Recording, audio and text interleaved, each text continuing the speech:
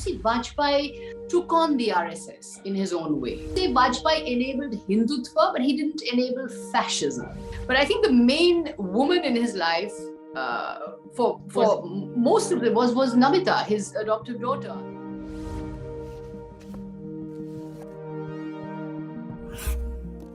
So hi, here we are, and we're here with a new book, hot off the shelf, in what the week's new segment called Off the Shelf. And we are with Sagarika Ghose, who is a novelist. She's written 2 wonderful books. She's also a biographer. She is a print journalist and a reluctant television journalist, or still a very, very famous Very reluctant. I'm so glad I'm out of it. You entered television at a point of time when television still had the ability to sort of, but it wasn't really chased by social media. Now things have changed a lot, right? Yes. With social media. Yes. So television has decayed beyond belief, in my opinion, and it's not possible to do television journalism anymore, and I'm so glad I'm out of it. And you've written 2 marvelous biographies, one of Indira Gandhi, and now, of course, Atal Bihari Vajpayee.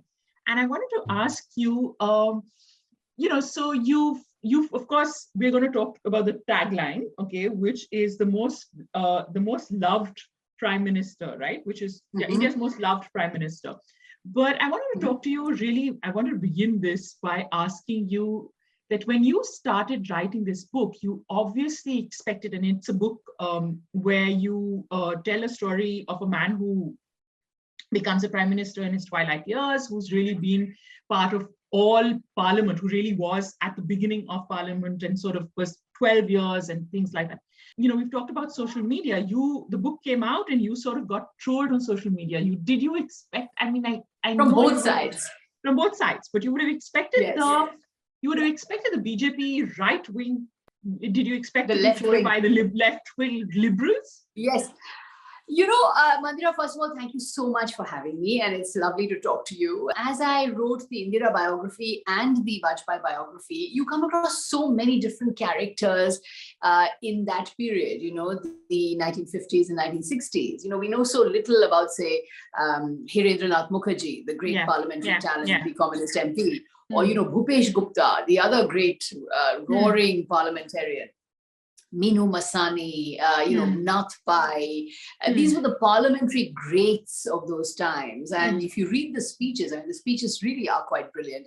And I was thinking to myself, why don't we have more biographies of these people? I would love to read a really good, meaty biography, say, of Minu Masani, who went from socialist to liberal to right wing and founded the Swatantra Party.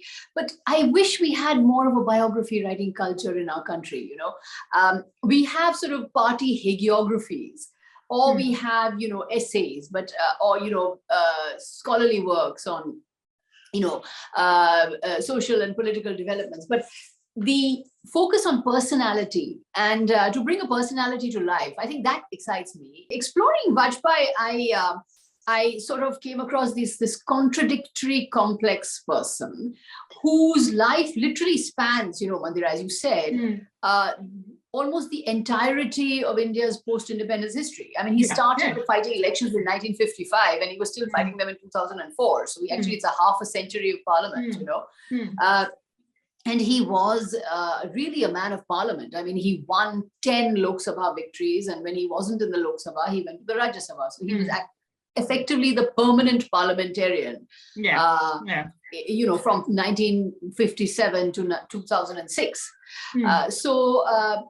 He straddled a time when really post-independence India was finding its identity and coming into itself.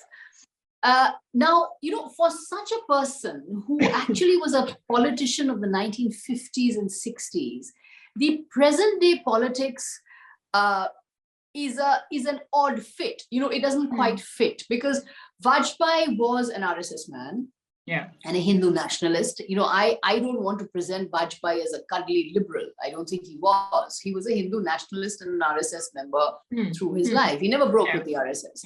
He was a Hindu nationalist pluralist, I would say. And he believed, always emphasized was the vividita of India, kaleidoscopic diversity of India. And I think that's what he learned in Parliament. But he started life as an RSS Swayamsevak, and he was loyal to the RSS all his life. He never broke with the RSS.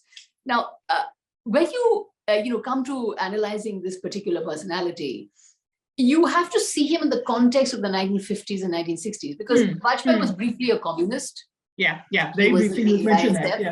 Briefly, he flirted with communism. He had very close relations with communist members of parliament, such as Hirendranath Mukherjee, Bhupesh Gupta, Indrajit Gupta. Hirendranath Mukherjee of the CPI, the great aristocratic communist, Oxford educated, and several terms in parliament. He spoke English with a Paka Oxford accent. He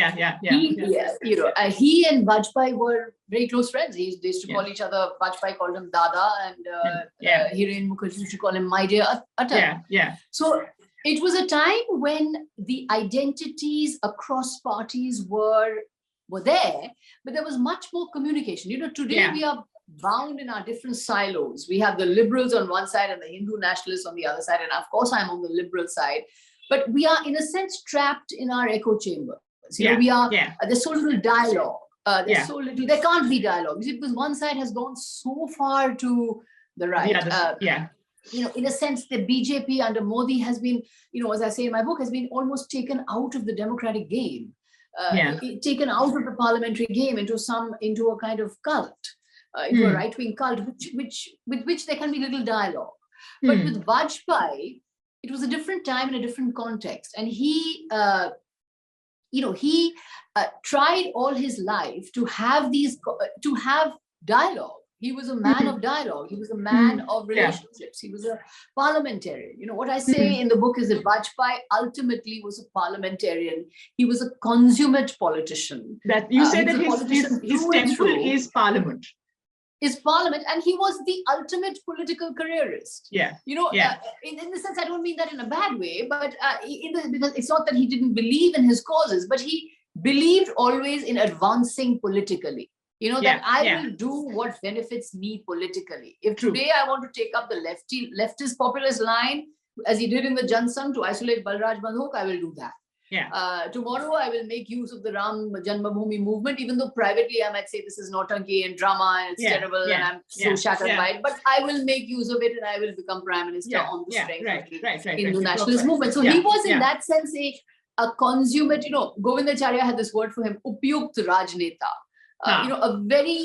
a politician through and through, and the ultimate political careerist, in the sense that he was always building his own image, and he was building himself. He loved center stage and always wanted to be center stage. So I think to understand Vajpayee, and so when I asked myself, what did he believe in? Did he believe in Hindu nationalism? Did he believe in parliamentary democracy? Did he believe in secularism? Did he believe in Hindutva? Was he an RSS? I think ultimately Vajpayee believed in Vajpayee. He just believed in himself. I think you have this very this powerful example of that, when he's standing in stage. I think when you said that, when you say that he, just before he was resigning, when he was going to be prime minister, was his favorite tactic, right? And when he comes, I think at some, he switches on the mic. Can you talk about that? Yes, he switches on the mic and says, I want to resign, and you can't do that. He was always, he was also personally highly unconventional for the RSS, right? Exactly. He was a whiskey drinking, non-vegetarian political star who was living all his life with a married woman he was in love with and her family. So now this sent the Sangh Parivar into shuddering outrage. And there was a lot of alienation, a lot of difficulty in Vajpayee's relationship with the RSS because of his relationship with Mrs. Kaul. But he refused to give up this relationship. And he lived with, Rajkumari and her family all his life. So in that sense, he was very conscious of his own indispensability. He knew he was a star, right? He knew that his speeches were outstanding. And he was an outstanding parliamentarian. And he was an outstanding public speaker. So he knew his indispensability. He knew that, he was bringing a kind of respectability and a kind of distinguishing quality to the Sangh Parivar and to the RSS that no one else could bring, Somebody else asked me, another interviewer, that, of course, he enabled Hindutva in political life. And of course he did. Yes, he gave Hindutva a legitimacy and a space that it would not have had without Vajpayee. But I would say Vajpayee enabled Hindutva, but he didn't enable fascism. He didn't enable autocracy. Autocracy and elected autocracy of the kind we are seeing now, I think was enabled by the other subject of my biography, which is Indira Gandhi. She brought in a certain anti-democratic autocracy into India's democratic system. Vajpayee, remember, in 1996, his government fell by one vote. One vote. Sorry, in 1996, he resigned. In 1999, his government fell by one vote. One vote. I mean, how quaint. One vote. Today, that vote would be, sold 10 times over. And it would be just not even an issue. But to respect Parliament to the extent that, you fall by one vote. Your closest associate in government, or one of your close associates in government, is George Fernandez, who is a former union leader and a socialist, and who certainly would probably be anti-national today. You repeatedly reach out to Pakistan in spite of the protest by the hardliners. Your other associate is Jaswant Singh. And all through his tenure, his prime ministerial tenure, all through his tenure from 1999 to 2004, he's relentlessly attacked by the RSS. Relentlessly. Whether it's the Bharatiya Mazdoor Sangh, or whether it's the Swadeshi Jagran Manch, or whether it's VHP, they're all going for Vajpayee hammer and tongs because they think he's not Hindu enough. Yeah. So I wanted to ask you, if you look at this, and I think this is what's important in terms of a biography as well as a political biography, and I wanted to ask, is the myth-making of both politicians. I mean, you look at Indira Gandhi, and there is a certain myth-making of her for that, which is very difficult to unravel, or break through, right? And it's sort of sacred. With Vajpayee, the myth, do you think the myth-making is as sacred, or do you think that the BJP now, you talk about Vajpayeism, which is a word that you've and you talk about Moditva, right? Do you think that the myth making of Vajpayee is as sacred to the BJP as the myth making of Indira Gandhi is to the Congress? That's a very good question. I think the BJP, it's not, because I think the BJP actually does not have much truck with Vajpayee, because when you're looking, and you're so right about the myths that exist about characters. I often say that writing a biography is like, in a way, like an exercise in method acting, because you have to figure out what this person is. Who is this person? Like if you're an actor, supposing you're playing Richard III or Napoleon, you have to find out why supposing you're playing a real life character, why did they say this, and why did they do this, and what was the motivation behind, actors look for the truth, right? And so you need to look for the truth in a person to make sense of that person and find out why they were acting in the way they did, or why did they say the things they did.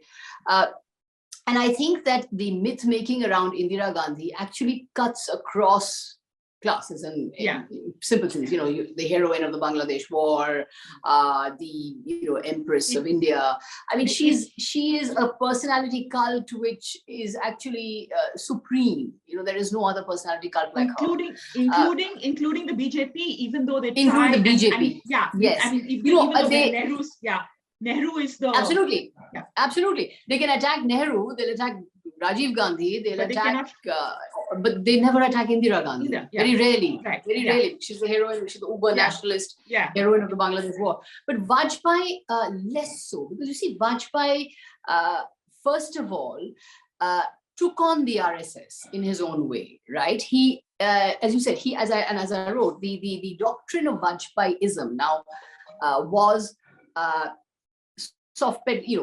putting the Mandira issue on the back burner, pushing on liberalization and globalization, and having a sort of pluralist, allies-friendly approach. Remember, Vajpayee was always a prime minister of the coalition era, and he had to be attractive to allies. He was the sort of presenting his image as the good man in a bad party. Now, Vajpayeism, or this line, this sort of soft focus on Hindutva, friendly to allies, economic liberalization, middle of the road, madhyam margi, pluralist. This was not palatable to the Sangh Parivar at all. Because you see, when Vajpayee set up the BJP, now Vajpayee and Advani, as you know, were the founders of the BJP in 1980. The identity and ideology of the party that was set up in 1980 was Gandhian socialist. It was Gandhian socialist, Gandhivadi Samajwad, right? Which was supposed to be this sort of, all-inclusive Gandhian attitude to liberty as well as socialism, welfare of the last man, a kind of mesh of Gandhianism and socialism, which would attract as many people as possible in 1980, because they were just fresh out of the Janta experiment. The Janta had collapsed. So and this Gandhian socialist BJP kept losing elections. They lost all elections in 1980 in the assembly elections. They lost elections in 1983 in Karnataka and Andhra. And the biggest setback of all was in 1983 in Jammu and Kashmir, when they got 0 in Jammu and Kashmir under Vajpayee, the so-called Gandhian socialist Vajpayee. And the interesting thing is, you see, when Vajpayee was charting this Gandhian socialist path with the BJP in 1980, Indira Gandhi was actually playing Hindu politics. So when I was writing the 2 books, I thought, wait, hang on, this is 1983. He's doing this. What was she doing? And I looked up my biography of her, and I found that she was in this astonishing U-turn after 1980, cultivating the Hindu vote. For example, in Punjab and Kashmir, she was campaigning on Hindu issues and engaging in Hindu consolidation. So Indira Gandhi had made that about face. It was actually playing pretty soft communal politics. So the RSS went a little bit even towards her, and actually did not campaign that much for the Vajpayee Gandhian socialist BJP, because a number of the RSS leaders, and Vijay Rajesh Scindia, for example, went public by saying, what is this Gandhian socialism? It's nothing but a copy of the Congress. And, we can't become copies of the Congress. Is this why we have left the Janata Party? And, the RSS was fuming. And on top of that, he kept losing elections. And then the biggest blow of all, and of course, I've said this in my book, is that, Indira Gandhi, with her death, almost extinguished his career. Because the 1984 election, I mean, the Congress was, above 400 seats, and the Vajpayee-led BJP was finished. 2 seats, he lost his own seat. By this time, the Sangh Parivar had just about enough of Vajpayee. Enough of this Gandhian socialist, pretentious, nonsense about middle of the road. They were like, forget it. We're losing elections. You're a loser leader. You're not one of us. And they wanted then a switch to ideology. And that's when Advani comes in 1986, and he takes the BJP completely into the Hindutva movement. And of course, they win big. And within the RSS, as you know, in 1987, Govindacharya called Vajpayee a makhota. Mask. And which is, You're not us. And you're just a mask. Now, in my research, I don't think Vajpayee was a mask, because a mask would imply that he didn't have any. He's just doing what they're telling him to do, and he's wearing a liberal mask. But he's not, because he actually is taking them on fundamentally in many ways.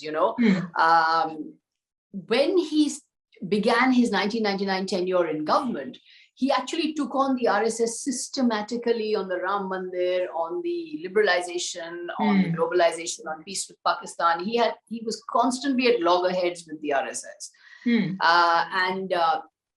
Arun Shourie and Yashwant Sinha have said this to me, that, the RSS was at our throats, literally day and night. And we had to just find our way. And Vajpayee stood up to the RSS and supported his ministers. So he was at loggerheads with the Sangh Parivar, consistently throughout his tenure. So in that sense, I don't think they had a very easy relationship with him. I think he was the wayward son. He was the wayward, high-achieving son. For a long time, they couldn't do without him. I mean, of course, they couldn't do without him because he was a vote catcher. He was a catcher of allies. But they didn't like what he represented. They didn't like what he was projecting. They wanted to go all out, full blazing, uber Hindutva. And they found that in Modi. So I think it's very interesting that Indira Gandhi remains the Congress's ticket to the ballot box, right? She's their big leader, and they will own her 100 times over. She's the heroine, their all-time heroine. Vajpayee is not a BJP hero. He's not a BJP hero. He was always a BJP politician, a Jansangh politician. He was not the cultural missionary for Hindu Rashtra. He was not a cultural crusader for Hindutva. I don't think that was Vajpayee.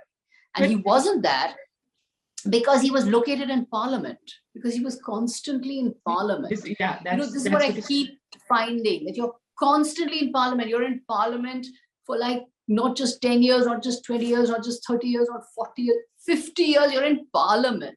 You're debating, you're arguing. So it fundamentally shapes your worldview, and it shapes your how you are. And so I think in that sense, he was much more of a politician, and therefore was at loggerheads with the Sangh. And it's interesting, we were talking about the trolling, and both the liberals and the right wing who were attacking me were saying there is no way you can make any difference between Vajpayee and Modi. They're absolutely the same. The right was saying they are Vajpayee and Modi ji, they are our two heroes. They are absolutely the same. And the liberals were saying, Vajpayee and Modi, absolutely the same. Uber Hindutva, both of them are, fascist Hindutva. So I don't think the answer lies there. I don't think these two extremes, I don't think capture Vajpayee at all. Neither the, I wouldn't call it a liberal, because I'm a liberal and I see Vajpayee as a sort of in this gray area.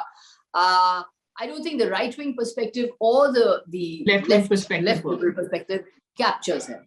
I think it doesn't capture him because of the facts, the facts that exist about that he how many times he took on the RSS and how unhappy the RSS was with him. But in the book, you talk about one very important incident where you say that he's in some point of time you say that he was the the perfect, not the perfect politician, but he was a politician and he was a careerist, right? But there is he was a politician and a careerist. So at some point of time you talk about this thing where he's talking about the Rath Yatra and Advani, and he tells Advani that you cannot go, and then but Advani says, but everybody's coming, and it's going to be a vote. And he says no. Then go ahead. It doesn't matter. So there is that.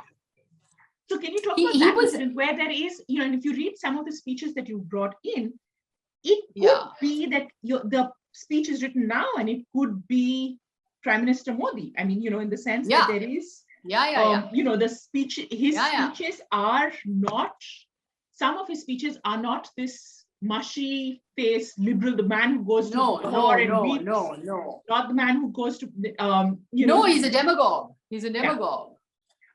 So he's a Hindutva demagogue, in 4 speeches. The speech in Delhi, which he made about chopping into pieces, the speech on the 5th of December, 1992, where he says we must level the ground, speech in Goa, which he made in 2002, and his speech in Bhiwandi, which is Hindu maar nahi khayega. Yeah.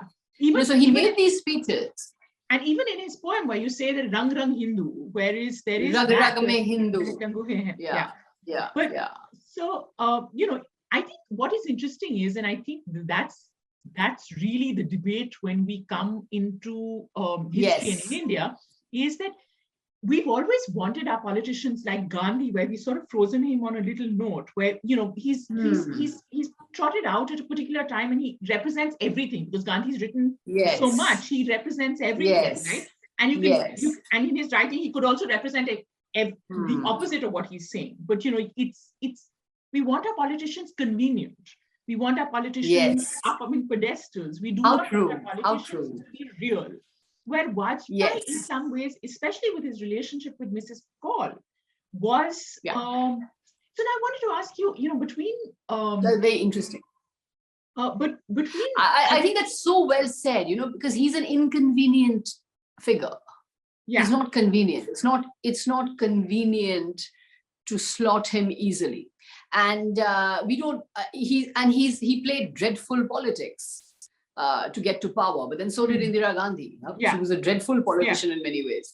They were certainly not nice people. These two people are not nice people. Not nice in the sense that you and I might think they're nice and comfortable. I mean, I think that they're very political and very ambitious.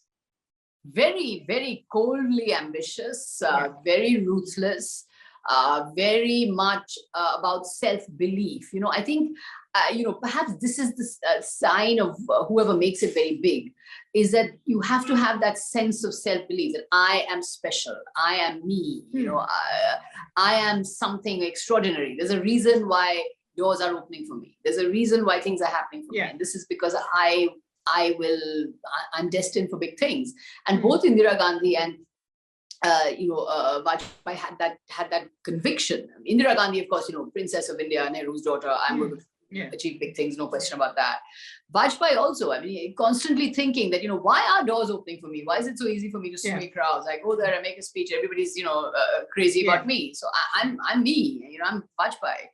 So, and he was very clear about that. And so I think that they were very narcissistic and very, very, very, very ambitious, sort of obsessed with going ahead and leading India. You don't get to where you get to without by being soft and by being soft. So they were not soft, sweet, nice people in that sense. But they were, as you say, they were real, and they're inconvenient, and they are not easy to analyze.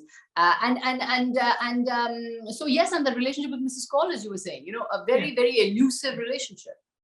And so I wanted to ask you two things. One, of course, I wanted to ask you about his relationship with Advani, the aspect of that, the duo, like in some ways, like Amitabh Bachchan and this thing in Sholay, there is a need a Jai and Guiru, you can't do it without the other. So can you talk a little bit about that, about the relationship that he had? And he certainly had this with, it wasn't the same, maybe George Fernandez was his friend, but Advani was certainly the other half of him, Yes. All long relationships have shades of light and dark, right? We know this in all the relationships we have. And theirs was the same. But I have to say that through all of this, there was a continuous mutual respect that they had for each other. There's no doubt about that. But, it's interesting because when they met in 1957, when they were both in their early 30s, Vajpayee was the star already. He was the recognized parliamentarian. He was the face. He was talked about in newspapers. He was the Golwalkar's, MS Golwalkar's, the RSS Sarjan Chalak's favorite. He was being pushed by Deen Dayal Upadhyay to contest elections. So he was the Jansangh leader and the Jansangh star. Advani was unknown. He was from Karachi. He was anglicized. He was not part of the, the Brahmin networks of Madhya Bharat. He was very much from the outside. He'd been working in Rajasthan. So their power equation was completely lopsided when they met. He was the star. Vajpayee was the star. Advani was the helpmate. And he was the parliamentary assistant.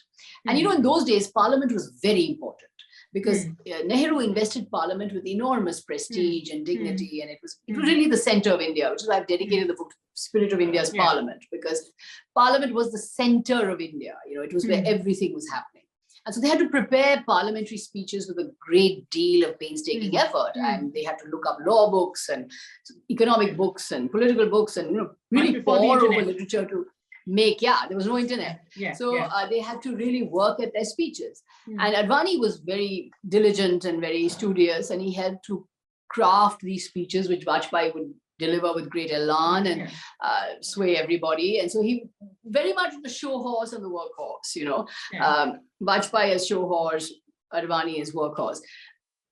But as time went on, as they went on in politics, and Vajpayee, the interesting thing about Vajpayee is that although he was an outstanding parliamentarian and kept winning elections, he could never win elections for his party. In the sense the BJP could never cross the 200-seat mark with Vajpayee. And also when he became president of the Jansangh in 1968, when Deen Dayal Upadhyay died, the Jansangh was hit by a series of defeats.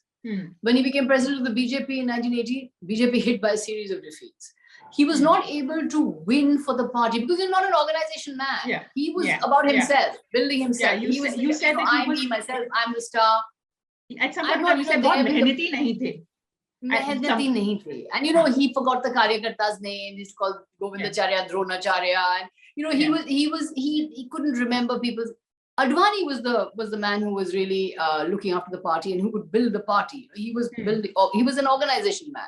Vajpayee not an organization man. So when he kept failing it to win for the BJP, and when the BJP under Vajpayee kept, losing and losing badly, when Advani came in and took the BJP to great heights with the Hindutva movement, then Advani became the big star. And that's when Vajpayee became very jealous.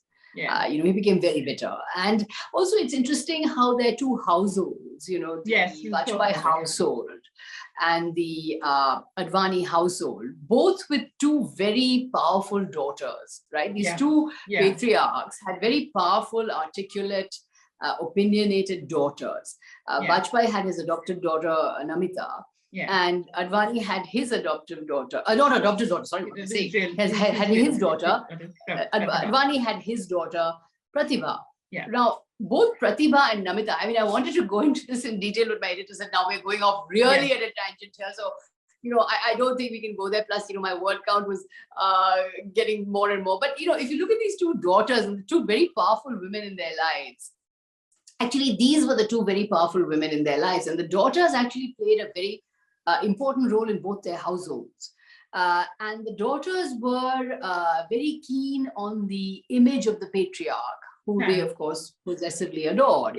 Namita was very, very possessive about Vajpayee and saw Vajpayee as the lone moderate in a sea of bigots.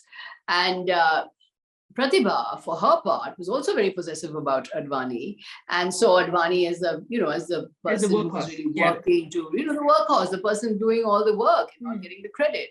So, in that sense, the households were also part of this, occasionally this tense drama. Relationship, relationship that. So in the sense that more than, of course, Vajpayee's relationship with Rajkumari Kaur was very interesting, and I've written about it. But I think the main woman in his life for most of it was Namita, his adoptive daughter, and also with Advani. I think Pratibha, his daughter, was very close to him and helped him a lot in his work. And I think these were two very powerful. But Patel too had that, right? So Patel's daughter, Maniben, is actually Maniben Patel. Yes, Maniben Patel was very. Runs his house, and then of course, and then of course Indira and Nehru. So Indira Gandhi. So I think that of course neither Namita nor Pratibha had political roles or political ambition. I think they but they had a lot of influence over their fathers. And I think Vajpayee particularly was very dependent on Namita. She was the hostess. She ran his house, and he relied on her for a lot of perspectives on people. She was a very keen observer of people, and he relied on her a lot. And V. Sangvi writes about this in detail because he was part of his memoir, because he was always in and out of their house. He was a great friend of Pratibha, in fact of Namita and Ranjan. And he writes about how they would sit with him at the table and they would talk to him, and he was very. And then I got the impression in my research that, and Ghatate told me this, of course, N.M. Ghatate was my great source for the book and a great friend of Vajpayee's for 57 years, almost 60 years. So it told me that he relied on Namita for sort of assessments of people, because she was very hard-headed about people, and she was able to form opinions about people, which Vajpayee respected a lot. So their two households also contributed to this, I think, this kind of tense relationship on occasion.